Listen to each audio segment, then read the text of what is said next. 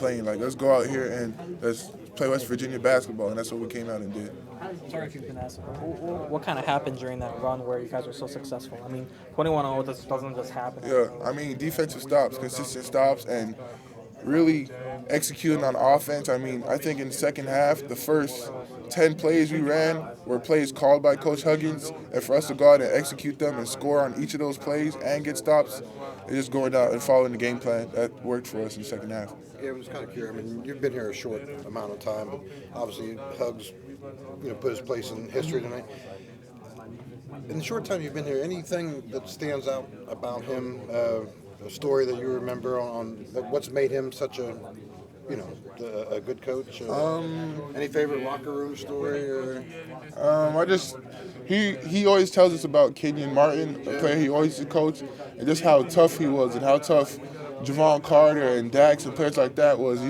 He wants us to look up to them and see how tough they were, and for us to implement them and be just like them. I mean, he tells us stories about how Kenyon Martin, how sometimes he wouldn't have to say nothing, and Kenyon would lead a timeout, and he would actually chew out every player. So he just wants us to start taking accountability for ourselves, us to become closer and stronger team mentally.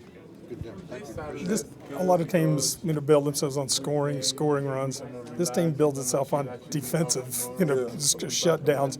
Are y'all getting to the point you're confident you're going to get one or two of those a game? Yeah, definitely. I mean, that happened in the second half. I mean, it had nothing to be said amongst our locker room. We knew what we had to go out and do. And for us to just go out and do it, I mean, it just shows that we're maturing because we're able to fight adversity and come out and still be this team that you're used to seeing.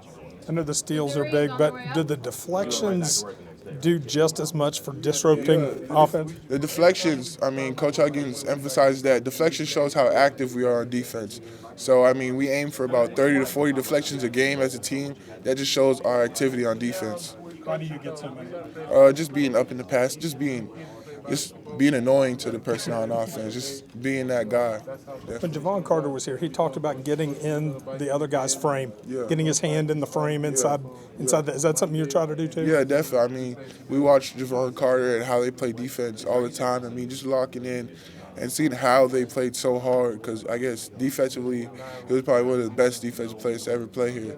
So definitely locking in on stuff like that, seeing his techniques and stuff and using it.